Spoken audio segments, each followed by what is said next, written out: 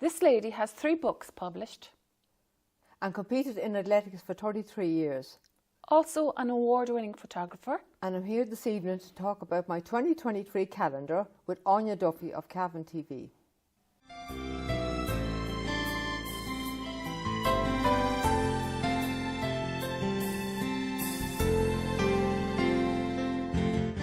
Good evening and welcome to Cavan TV's News and Views. Well, my most important guest in the studio this evening is Cavan Town lady herself, Anne Donohoe. Good evening, Anne. Good evening, Anya. And thank you for the introduction there at the beginning. And thanks for having me on here and talking about my big calendar. Yes, we'll talk about your calendar. And as I said there in the introduction, you have 3 books published. That's no mean feat. Well, thank you, Anya, again. Well, my first book was Athletics and Me, and I had all the cuttings for at least 40 years, so I decided to put them into a book and all my achievements in athletics. So that was my first book in 2015. And then I started doing poetry. And I published my poetry book in 2016. Wait, now when you say you started doing poetry, like you got up one morning and you started writing poetry? No, I joined a poetry class in Cavan with Kate Ennals. And from that, I got to love poetry and writing words, and I got carried away with myself. So I had so many poems, I decided I'd publish my athletics book, or my poetry book. So the front cover, I decided I'd do something different. So I decided I'd go to Killikeen and see could I get a nice photograph of a robin. So I was in Killikeen for about 4 or 5 hours and got a nice photograph of a robin and a tree, and that's in the front of the poetry book. So that was that, and it sold very well, and I was delighted with it. Like, I just felt important when I wrote my poetry book. Do you publish your poems in other books? Yes, some of my poems were in Anthony J. Quinn's book, his 2 books, and in Heather Brett's book, Trail of Remembrance book. Yeah, one of the books you wrote in as well was J. Quinn's book. Yes, Anthony J. Quinn's. Anthony J. Quinn's book that you did with the creative writing. Creative writing. Yeah, he came to do. He was in Kemsa Courthouse in Cavan, and we all enjoyed. And I decided, like, when he was there, I said, what's going to happen to all the stories? And he said, well, we can publish a book. So he wrote a book, and we all entered our stories and poems, and it was marvellous, like. So then he did it for 2 years during COVID, and we did it online because we didn't get to meet. Excellent. And it worked out perfect. And he said we could at least enter about maybe 3 or 4 stories. So it's about stories you remembered long ago growing up, and that was very interesting because it brought memories back from my grandparents and my aunt, and in Dublin going to the zoo, and I was able to remember all these things, and wrote about the lovely people in my life.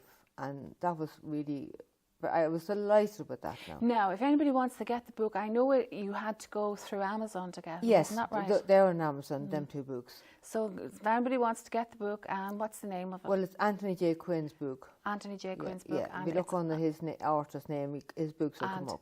Okay.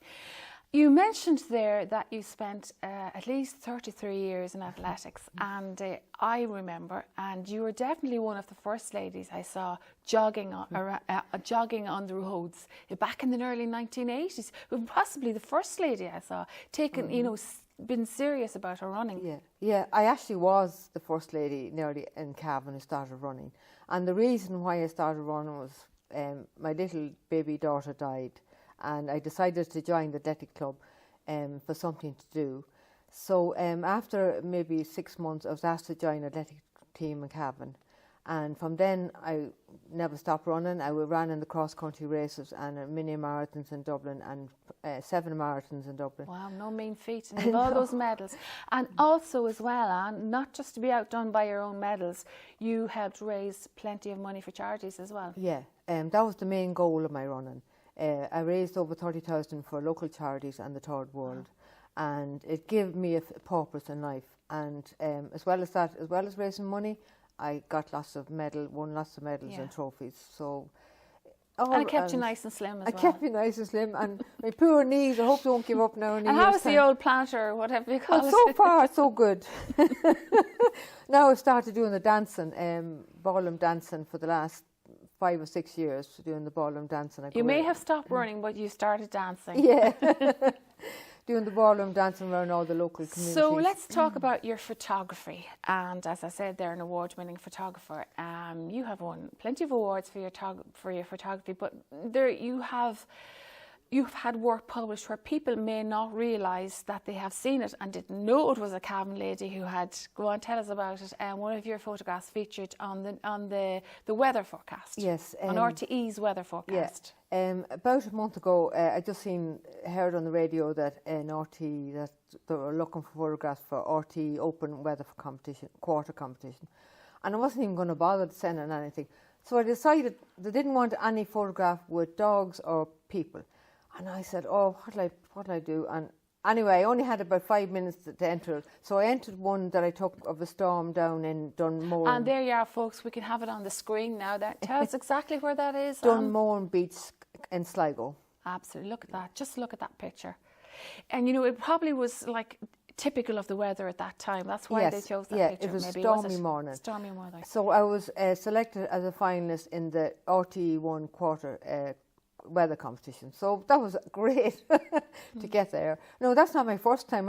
Many of my photographs have been on RTE and TV3 for over the last year and a half. I've sent in odd ones. Loads of them has been on different things.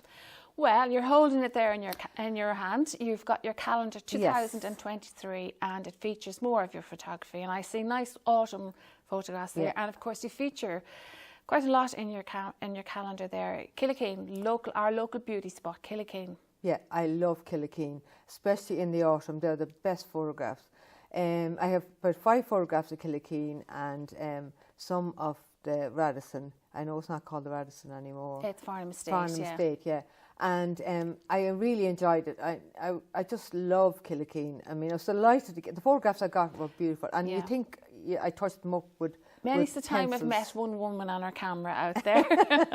One fantastic picture you have there. I don't know if we're going to shoot it up on the screen today, but you got the hair. Oh, that is a fantastic photograph. Yeah. That was a split-second capture, wasn't it? Yes, yeah. What happened was I was walking along Farnham Estate, and I was actually putting my camera away because it was a dull day, and I said, oh, there's nothing much to be seen here. So I was walking along on here, and next thing, this hair just stands about from here 30 yards away from me. And I actually managed to pull out my camera slowly, not to frighten him. And he let me take the photograph, and just like that, and it was about Amazing. 2 seconds, and he was gone. I was there, I just stood, and I couldn't wait to get home to see it on the laptop, to see was it good, so just delighted. What, I know you really well now, we do the Christmas morning swims together for many years in Anna Lake. But when you get a project in mind, you take it to the nth, you take it to the full way. Like, you're not, it's not good enough to take a photograph. You have to do the calendar, do the book, and win an award. Like, what spurs you on to do things like this? You see, like, there's not much. It's a challenge. You have to challenge yourself, right? And it's very good to challenge yourself and for your mental health and well-being. So there's not much point in having all the photographs on a laptop or your phone and doing nothing with them. So if you have good photographs, you might as well say flaunt them. Yeah. So that's what I was saying. I picked out the best photographs, trying to pick as many as I could of local ones and put them in the calendar. And I entered lots of photographs in the agriculture shows over the year. And won lots of prizes. You have won many.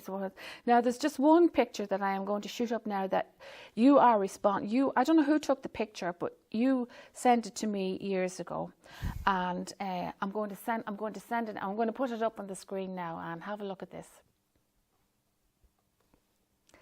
That is a picture of you and I at Anna Lake. Jesus, hope they're not showing them taking the pot shield. No, folks, I just thought we'd throw that in. Oh my God, I never a big reputation. We should do a before and after photograph, but never mind. So, now tell us about your calendar. You've got that calendar there, and you can see it in the background, the fantastic picture there, the autumnal scene of Killikeen in the background.